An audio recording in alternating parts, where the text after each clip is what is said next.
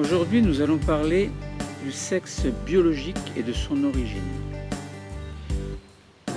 Lorsqu'un enfant va naître, lorsqu'un enfant arrive au monde après 9 mois de grossesse, nous savons tous que son identité sexuelle est définie.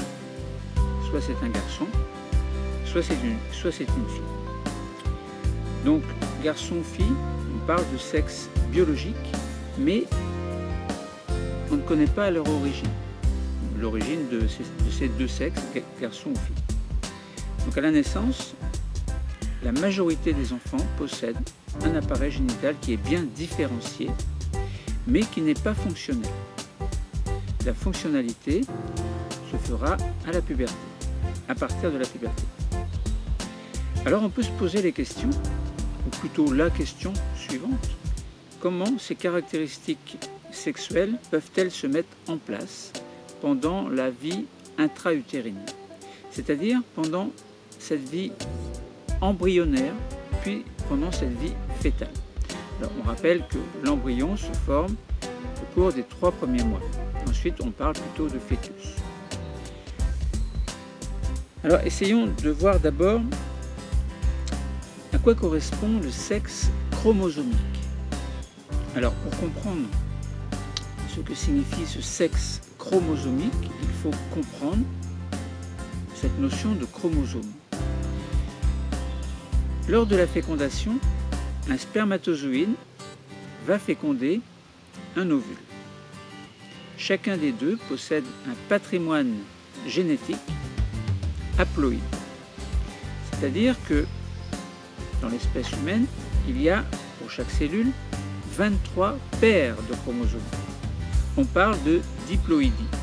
Ça veut dire en gros que chaque chromosome est représenté en double exemplaire. Pour les gamètes, il n'y a qu'un seul exemplaire de chromosome. Autrement dit, on n'a pas 23 paires de chromosomes, mais on a bien 23 chromosomes. Le 23e chromosome, c'est ce qu'on appelle le chromosome sexuel. Y, si au cours de la fécondation, le spermatozoïde possédait un chromosome Y, l'ovule possédant toujours un chromosome X, la fécondation donne une cellule diploïde, autrement dit une cellule œuf, possédant la 23e paire de chromosomes sexuels appelée XY. Et à la naissance, il y aura un garçon. Si le spermatozoïde, au cours de la fécondation, possède ou s'il possédait un chromosome X, eh bien X du spermatozoïde avec X de l'ovule donnerait XX, donc cette fameuse 23e paire de chromosomes, et à la naissance, nous aurions une fille. Donc là, vous comprenez bien que on a bien un sexe chromosomique, XX ou XY. On comprend bien aussi que si on a XX, on aura une fille, si on a XY, on aura un garçon. Mais qu'est-ce qui fait que le garçon est un garçon et qu'est-ce qui fait que la fille est une fille? Que se passe-t-il au cours de la vie embryonnaire qui permettent de faire un garçon ou une fille? Alors, le problème n'est pas simple à résoudre. Puisqu'au départ, on a une cellule œuf et qu'une cellule n'est absolument pas un individu. Or, à partir de cette cellule œuf, il va y avoir une série de divisions cellulaires qui vont faire que, à un moment donné, bien, au cours de la vie embryonnaire, les organes vont se mettre en place. Et puis, lorsque tout sera en place et formé, on parlera plutôt de fœtus. Donc, le fœtus, en gros, c'est un petit embryon qui est tout à fait formé, mais qui va grandir de plus en plus entre le 4e mois et le 9e mois pour donner enfin naissance à un enfant, garçon ou fille. Donc, comment, à partir de ce karyotype haploïde qui possède X pour le spermatozoïde ou Y pour le spermatozoïde aussi, et dont la fécondation donne soit XX soit XY, qu'est-ce qui fait qu'on va obtenir une fille ou un garçon? C'est bien ça le problème. Alors, donc le sexe chromosomique est défini, on l'a bien compris, dès la fécondation. Donc la cellule œuf, elle possède déjà sa propre identité. Et si on regardait une cellule œuf au microscope, si on étudiait le karyotype, on verrait bien qu'il y a XX ou XY. Bon. Seulement si on étudie, après on n'a plus de cellules viables. À ce moment-là, on n'aura pas un enfant. Donc on ne pourra jamais étudier une cellule œuf qui donnerait ensuite un enfant. Ça, c'est une parenthèse. Donc cette différence chromosomique, puisque en fait on a la même chose pour les 22 paires de chromosomes, on a la même chose. Non, chaque chromosome aura des fonctions différentes, évidemment, sachant qu'un chromosome contient de nombreux gènes et que chaque gène qui s'exprimera donnera des protéines qui auront une fonction bien spéciale. Mais si on regarde bien, si on met à part ces 22 paires de chromosomes, on se dit que la seule différence entre un garçon et une fille sera ce sexe chromosomique XX ou XY. Donc il faut raisonner, réfléchir sur le devenir de ce chromosome X ou ce chromosome Y. Alors pas vraiment son devenir, mais quels gènes, quelle expression de gènes vont faire qu'à un moment donné on aura une différence, c'est-à-dire un basculement, soit du côté fille, soit du côté garçon. Pourquoi est-ce que je vous dis ça? Eh bien parce que les ébauches embryonnaires, que ce soit, concernant les ébauches embryonnaires, que ce soit XX ou XY, c'est strictement la même chose jusqu'à peu près la 6e, 7e semaine. Très étonnant. Donc ça veut dire que globalement, jusqu'à la 7e semaine de grossesse, les organes génitaux externes sont strictement identiques. Donc ça, il faut bien le comprendre. Ensuite, ces ébauches vont se développer différemment selon que le sexe chromosomique est XX ou XY. En fait, à la 6e semaine, on a des organes génitaux qui sont présents, mais qui ne sont pas différenciés en organes génitaux garçons ou organes génitaux filles. En effet, on a, si vous regardez sur Internet, donc des images d'organes génitaux externes à la 6e semaine de grossesse, donc là on est bien dans le cas de l'embryon, eh bien vous voyez un tubercule que l'on appelle un tubercule génital. Le tubercule, c'est une espèce de renflement, en fait, qu'on appelle le tubercule génital, qui va devenir soit le clitoris si le sexe chromosomique est XX, soit un pénis si le sexe chromosomique est XY. Donc ça veut dire que ce tubercule génital, il n'est pas différencié. Voilà. Il a un certain aspect jusqu'à la 7e semaine à peu près, et il va donner soit le clitoris, soit le pénis. Ça, vous avez bien compris. Et il y a également en parallèle ce que l'on appelle des tubercules labioscrotaux, qui vont donner soit les grandes lèvres si le sexe chromosomique est XX, soit le futur scrotum si le sexe chromosomique est XY. Donc vous voyez qu'on a la même chose au départ, on a quelque chose qui est des organes génitaux externes qui sont indifférenciés, mais qui vont se différencier soit du côté féminin, soit du côté masculin, selon que le sexe chromosomique est XX ou XY. D'autre part, l'organisation interne est également identique. Tout à l'heure, on a parlé des organes génitaux externes à la 6e semaine. Maintenant, on parle des organes génitaux internes. Ça veut dire des voies génitales. Par exemple, voie génitale chez la femme, eh bien, ce serait le pavillon, puis l'utérus, par exemple, puis une grande lèvre, petite lèvre, etc. Chez les garçons, il y a les voies génitales également. Alors, donc, l'organisation interne est également identique et les gonades indifférenciées, les gonades sont indifférenciées au départ. Ça veut dire qu'on a bien une gonade. Gonade, ce sera futur ovaire ou futur testicule. Ovaire, vous avez compris si on est XX, et testicule si il y a XY. Donc les gonades seront indifférenciés au départ. Ça veut dire qu'on a la même chose, que ce soit XX ou XY. Et ces gonades vont se spécialiser soit en ovaires, soit en testicules. Et là, vous comprenez bien qu'on est bien dans le problème de savoir, puisqu'on a quelque chose qui est identique, indifférencié au départ, quel que soit le sexe chromosomique, qu'est-ce qui va faire que on va basculer soit du côté garçon, soit du côté fille.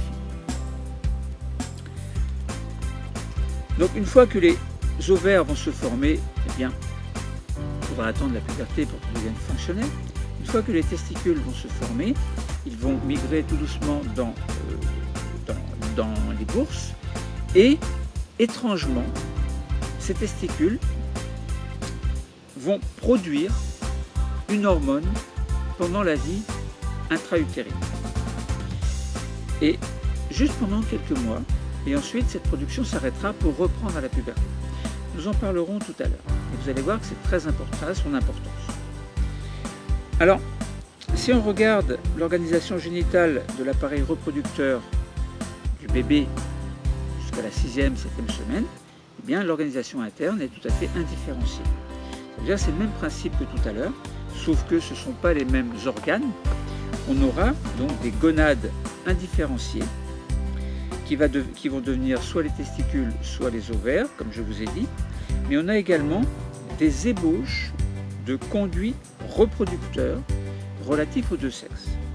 Et ces ébauches, en fait, ce sont deux types de canaux que l'on appelle les canaux de Wolff et les canaux de Müller.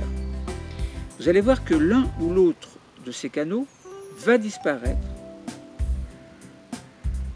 sous l'action d'un certain gène que l'on trouvera sur le chromosome Y.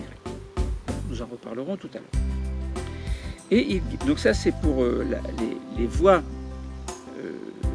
donc les conduits reproducteurs internes, par exemple la trompe de Fallope avec son pavillon et donc les trompes chez la femme. Et il y aura également une ébauche, alors entre parenthèses ébauche des reins, hein, mais surtout ébauche des organes génitaux externes. Par exemple, on pense au pénis chez le garçon, par exemple. Donc il y a donc des ébauches qui sont identiques, qui ne sont pas différenciées. Donc on va préciser un petit peu plus et pouvoir essayer de comprendre comment est-ce qu'il peut y avoir un basculement du côté fille ou du côté garçon. Alors, essayons de comprendre cette détermination génétique du sexe. Tout à l'heure, on a parlé de sexe chromosomique, XX ou XY. Eh bien, on a mis en évidence en fait un gène que l'on appelle le gène SRY, qui est situé à l'extrémité du chromosome Y. Si on transfère ce gène qui provient donc du chromosome Y, et donc que X n'a pas, sur un embryon de souris XX, donc cellule XX, donc on prend le gène SRY et on le met sur une portion de chromosome XX. Eh bien on s'aperçoit que cette souris XX qui aurait dû être une femelle devient un mâle. Et ça veut dire que ce simple transfert, cette simple présence de gène SRY a provoqué la transformation des testicules, des glandes annexes et d'un pénis. Donc c'est très étonnant évidemment. Donc ainsi on voit que ce seul gène situé sur le chromosome Y, que l'on appelle le gène SRY, a été identifié et il est identique chez tous les mammifères et il permet de donner le caractère, le côté masculin. Alors là vous comprenez bien que si le sexe chromosomique est XX, eh bien il n'y aura pas le gène SRY et là on commence à comprendre que l'on va basculer du côté féminin. Et si le gène, si la cellule F est XY, au bout de 6-7 semaines, à partir de la 7e, 8e semaine, 7e semaine, on va dire, eh bien, ça veut dire que ces ébauches qui étaient indifférenciées, que l'on a vu précédemment, donc les organes génitaux externes et internes qui étaient indifférenciés, eh bien, vont basculer du côté garçon. Bon, voilà. Donc c'est simplement l'absence du gène SRY qui fait que cette gonade indifférenciée au départ va devenir différenciée en ovaire. Et la présence du gène SRY va permettre la formation des testicules et donc pas des ovaires. Alors, lorsque le testicule se forme, eh bien, il va y avoir une production d'hormones pendant la vie embryonnaire. En effet, une fois différenciés, les testicules vont sécréter une hormone, dont la testostérone. Et étrangement, eh bien, si on regarde la concentration sanguine en testostérone en fonction de l'âge de l'embryon ou du fœtus, eh bien, on s'aperçoit que à partir du 2e mois, à peu près, et jusqu'au 8e mois, donc là vous voyez bien qu'au 8e mois on est dans le fœtus, et 2e mois on est dans l'embryon. Eh bien, on a une croissance, enfin on a une sécrétion de testostérone, donc du 2e mois au 8e mois à peu près, avec un pic très important vers le 4e mois, un petit peu avant le 4e mois. Vous voyez bien qu'on est à 3-4 mois, on est à la limite entre l'embryon et le fœtus. En tout cas, on a quelque chose, une sécrétion qui est très importante, peu importe la quantité, mais on a un pic de sécrétion de testostérone. Quel est l'intérêt, vous allez dire, de cette sécrétion? Sachant qu'au 9e mois, il n'y a plus du tout de testostérone chez l'enfant. La sécrétion de testostérone par les testicules ne va reprendre qu'à la puberté. Eh bien, il faut comprendre que si on revient sur l'organisation interne de l'appareil reproducteur, tout à l'heure je vous ai dit, il y a des ébauches, enfin il y a des gonades donc indifférenciées, d'une part, bon, on sait bien que maintenant on a soit le testicule, soit l'ovaire, mais on a dit également il y a des ébauches des conduits reproducteurs, c'est-à-dire des ébauches des deux sexes, et on a ébauche, ça veut dire quelque chose qui va se former, qui va se développer un peu plus, jusqu'à former les voies génitales complètes du garçon ou de la fille. Et bien tout à l'heure je vous ai dit, il y a les canaux de Wolff. Et bien lorsque la testostérone est présente, et bien ces canaux de Wolff, qui possèdent des récepteurs à la testostérone, vont se différencier en organisation interne correspondant aux voies génitales du garçon. Et s'il n'y a pas de testostérone, autrement dit, s'il n'y avait pas le gène SRY qui avait induit la formation de la gonade en testicule, on a donc un ovaire. Et par défaut, on n'a pas le gène SRY, donc on n'a pas de testostérone. Par conséquent, les canaux de Müller vont former les organes génitaux, enfin les conduits, donc à partir des ébauches, on va avoir les conduits reproducteurs de la femme, donc de la fille, enfin du bébé. Et les canaux de Wolff, à ce moment-là, vont disparaître. Tout à l'heure, j'ai oublié de vous dire que lorsque les canaux de Wolff se forment pour donner des voies génitales chez le garçon, eh bien, les canaux de Müller vont disparaître. Alors, voilà, donc si on a de la testostérone, les canaux de Wolff se forment, se développent bien en appareil génitaux, en organisation génitale interne chez le garçon. Et s'il n'y a pas de testostérone, pas de gène SRY, pas de chromosome Y, on est bien dans le cas de XX, et bien par défaut, les ovaires se forment, les canaux de Wolff vont régresser, vont disparaître pour X raisons, et les canaux de Müller vont se transformer en voie génitale, en conduit génital reproducteur, en voie génitale reproductrice de la femme. Alors pourquoi est-ce que, par exemple, quand je vous dis les canaux de Wolff vont se développer, les canaux de Müller vont régresser si on a le testicule, donc la testostérone, eh bien simplement parce qu'il y a un jeu d'autres chromosomes qui vont intervenir, tel le chromosome SOX9 ou le chromosome RSPO1. Alors il va y avoir un jeu d'inhibition, de stimulation qui n'est absolument pas au programme de seconde, et je vous invite à voir d'autres cours que je vous ai présentés, où je vous ai expliqué cette façon d'être en détail. Bon, donc voilà, donc on a bien compris qu'à partir de quelque chose qui est indifférencié jusqu'à la 6e semaine, que ce soit sexe chromosomique XX ou XY, eh bien, grâce, ou à cause, grâce au chromosome Y, on a l'expression du gène SRY qui permet la transformation de la gonade indifférenciée en testicule et transformation des ébauches reproductrices du garçon et de la fille également, qui vont devenir différenciées. Autrement dit, là on bascule à partir du sexe chromosomique, XX ou XY, on bascule sur un sexe phénotypique, garçon ou fille, c'est-à-dire ce que l'on voit extérieurement du garçon ou de la fille, autrement dit son sexe. Et là on parle bien de sexe biologique. Donc là on a bien compris l'origine du sexe biologique à partir d'une cellule œuf qui possède un sexe chromosomique XX ou XY.